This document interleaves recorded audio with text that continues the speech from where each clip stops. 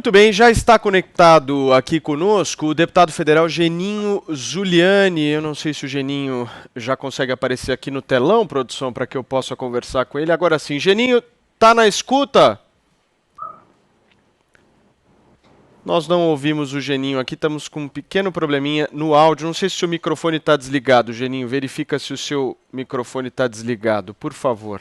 Só para a gente verificar aqui. Não, infelizmente nós estamos com algum probleminha no áudio do Geninho. Daqui a pouquinho a nossa produção reconecta o Geninho e a participação do deputado federal Geninho Zuliani aqui no 3 é muito importante para que a gente possa esclarecer essa medida provisória 1003, do qual ele é relator, que justamente encaminha esses bilhões de reais para vacinação em relação à Covid-19. Geninho, será que nós conseguimos conversar agora? Está na escuta? Oi. Agora sim. Opa! Ô Paulo, prazer rever você. Tudo bem, meu amigo. Comentar a Thaís, o Diogo, enfim, a todos que estão aí nos ouvindo e assistindo.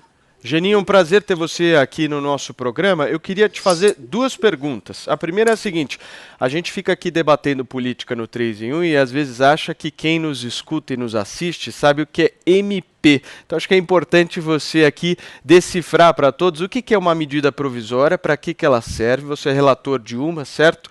E você esteve com o presidente da República hoje tratando sobre essa medida provisória. O que vocês conversaram? Bom, Paulo, medida provisória, né, é uma forma jurídica que há muitos anos é utilizado aqui para colocar em vigor algum ato do executivo imediatamente, depois para que o Congresso passe a analisar. Né, depois que nós fizermos a análise, tiver relatoria, o relator apresentar em plenário, né, apreciar as emendas, vai para o Senado, do Senado volta para o presidente em projeto de lei de conversão, que é os PLVs, e assim passa a ter um vigor para sempre, né? A medida provisória, é um instrumento que nós todos brasileiros já estamos acostumados. Mas, Paulo, o presidente Jair Bolsonaro me convidou hoje de manhã para poder falar um pouco da medida provisória 1003, que eu sou relator, que é a medida provisória que autoriza o Brasil a fazer parte do consórcio COVAX Facility, que é aquele consórcio de dezenas e dezenas de países que se agruparam em torno da Organização Mundial de Saúde e outras entidades para poder ajudar a desenvolver, né, vacinas em parceria com vários laboratórios, e o Brasil já aplicou ali mais de 700 milhões de reais nesse consórcio para pagar o desenvolvimento de vacinas, que é uma atitude muito importante para o Brasil, para todos esses consórcios, inclusive subsidiando países de baixa renda, muitos países da África do Sul que não têm condições de poder fazer estes aportes. E depois de escolhida a vacina, de ter um cardápio, um portfólio para que esse consórcio ofereça ao Brasil, né, o Brasil consegue ter acesso, aportando aí um pouco mais de 1,5 bi a 10% da população brasileira de imunizantes. Então, a gente consegue um pouco mais de 20 milhões de doses. Esse é o relatório, esse é o conteúdo da medida provisória 1003. Só que quando ela foi editada, há alguns meses atrás, a expectativa, enfim, e também a forma como se estava prevendo o início da vacinação no mundo era uma, e hoje, né, no período daqui da relatoria, a gente já assiste aí alguns países fazendo a sua vacinação, e os brasileiros assistindo aí alguns países iniciando, então gera expectativa, né, todo mundo preocupado, a gente percebe que a pandemia começa a voltar, dá sinais aí que nós teremos um final de ano com muitos casos, um início de ano também, então nós achamos prudente nesse momento fazer um relatório, fazendo algumas pequenas inovações, e nós tivemos hoje a convite do presidente da República lá para poder discutir um pouco isso, né, a convite dele. Foi muito solícito, me chamou para bater papo, mostrou algumas preocupações, falou de algumas sugestões também que ele tinha sobre o relatório do MP. Perfeito. Geninho, nós temos aqui os nossos comentaristas, pelos pedidos aqui de perguntas a você, vamos começar pelo Diogo, em seguida a Thaís e depois o Tomé. Vai lá, Diogo. Deputado, a última informação que eu tinha é que esse consórcio de vacinas, consórcio internacional, permitiria ao Brasil garantir uma cobertura de 50% da população com essa vacina que viesse a ser provida por esse consórcio. No entanto, a opção do governo foi por 10%. Por que foi feita essa opção de 10%, se o Brasil tinha à disposição a possibilidade de escolher 50%? E, enfim, gostaria de confirmar essa informação e saber a razão por essa opção. Olha, a razão também eu não sei te responder. Você tem que perguntar isso ao Ministério da Saúde, na reunião técnica que nós tivemos lá.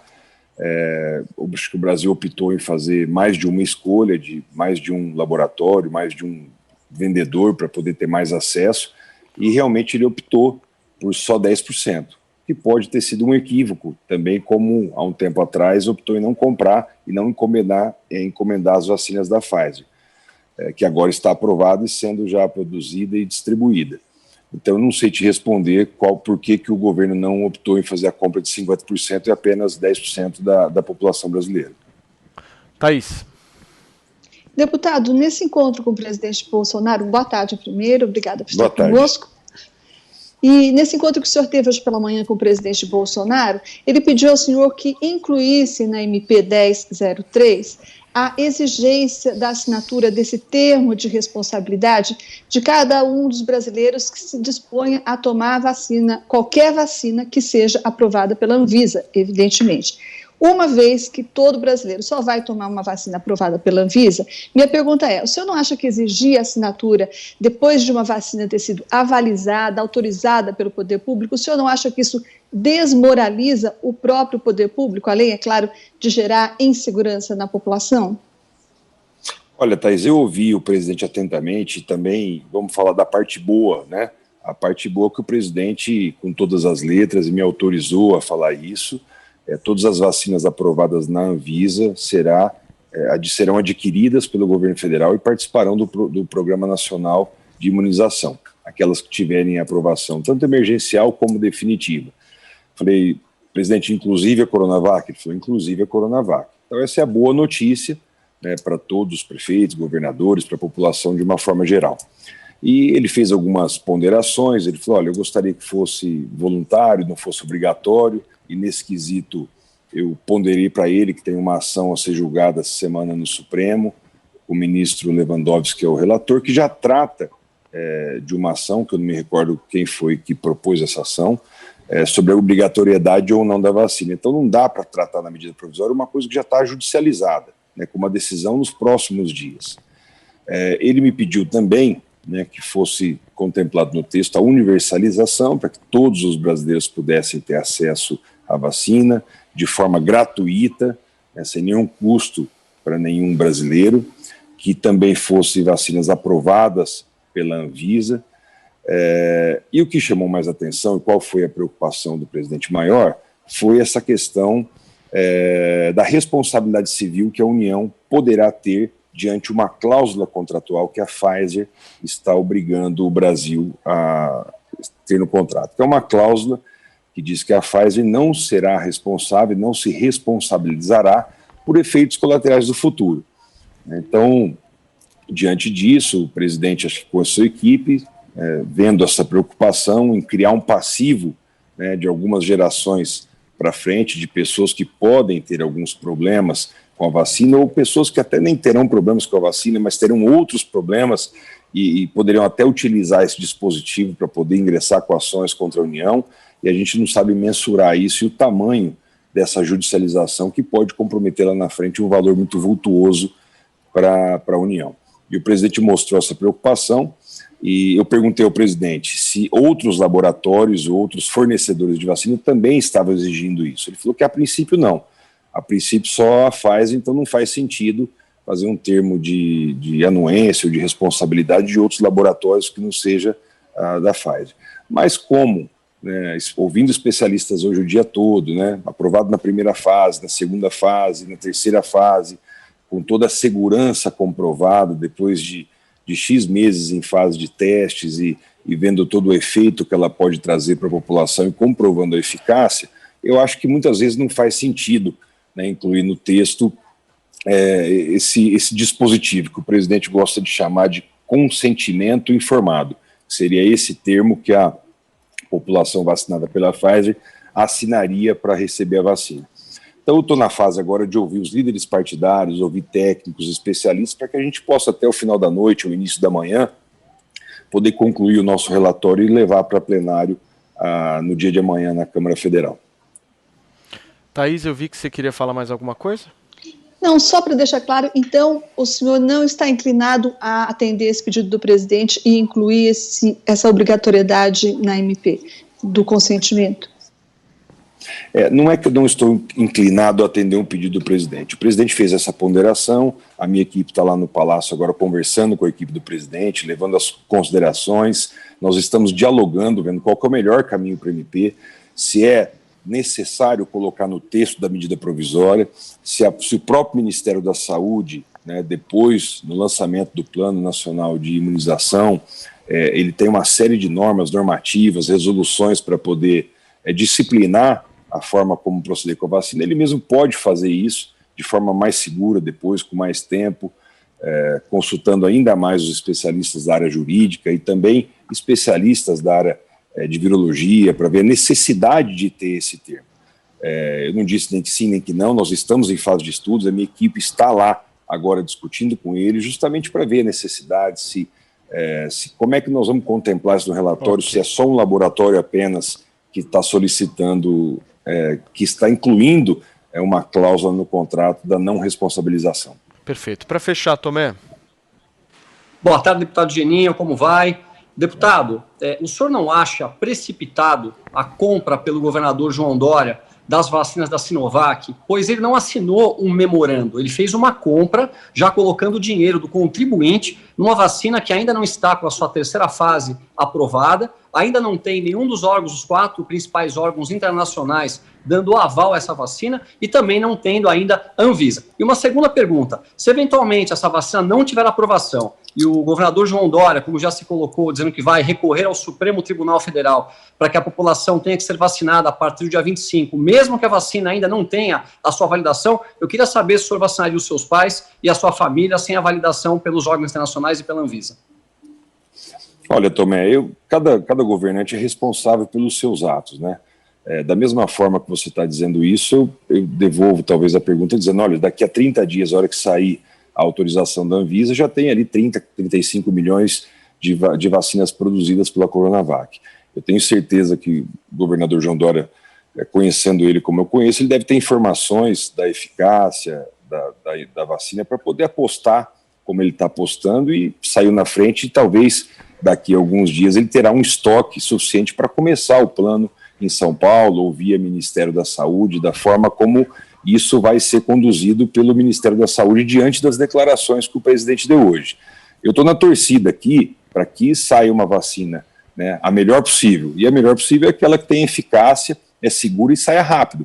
Eu estou disposto a me vacinar a qualquer vacina, quero que meus pais, meus filhos vacinem com qualquer tipo de vacina que mostre uma eficácia. Vejo que a Anvisa está preparada para isso. No nosso relatório nós estamos também contemplando 4 agências internacionais, a americana, do Reino Unido, a chinesa e a japonesa, que são as 4 mais renomadas, para que a Anvisa, depois de que uma dessas 4 renomadas aprovem lá fora, ela tenha 72 horas aqui para revalidar, né, para validar essa informação, ou para negar, dizendo por que negou, fazendo algumas diligências, pedindo a informação. A verdade é que a população está ansiosa, a vacina ela pode realmente fazer uma virada de página para o Brasil, para que a gente tenha um ano que entra agora retomando a economia, que as pessoas fiquem tranquilas, com saúde. Isso é a esperança da população brasileira e mundial. Hoje não tem outro tema que não está se falando na televisão, nos jornais, na internet, a não ser a vacina, quando chega, por que chega e que dia que chega. Então eu estou disposto aqui a ajudar o governo, estou aqui disposto a ajudar os governadores e quero fazer uma articulação para que a gente consiga aprovar até amanhã, ao final do dia, contemplando todos os interesses e, acima de tudo, o interesse público, o interesse do povo brasileiro. Deixa eu trazer uma informação importante aqui. Agora há pouco, a Advocacia Geral da União enviou um documento ao ministro do STF, Ricardo Lewandowski. Eu vou ler um trecho aqui para todos. O prazo para o término de vacinação do primeiro grupo é de aproximadamente 30 dias. Portanto, da fase inicial até o término da vacinação dos 4 grupos prioritários, estima-se lapso temporal aproximado de 4 meses, ou seja, cerca de 30 dias para a conclusão de cada um dos grupos prioritários. anos. A seguir, o Ministério da Saúde estima prazo de 12 meses para a vacinação da população em geral, o que dependerá concomitantemente do quantitativo de imunobiológico disponibilizado para uso, completando-se o plano de vacinação em um total de aproximadamente 16 meses. É imprescindível salientar que, no que concerne ao término do plano, a indicação do prazo para aplicação da segunda dose será em conformidade com aquela prevista pelo bulário do produtor da vacina. Bom, acho que basicamente é isso. Deixa eu me despedir aqui do nosso Geninho Zuliani. Deputado, muitíssimo obrigado aí pela sua participação aqui no 3 em 1. Você que teve uma atuação grande aí no tema do saneamento básico no Brasil, me lembro muito bem. Agora à frente aí desse outro tema importante que são aí os combates, né, a vacina em relação à Covid-19. Parabéns e volte sempre. Obrigado, Paulo. Obrigado, Thaís.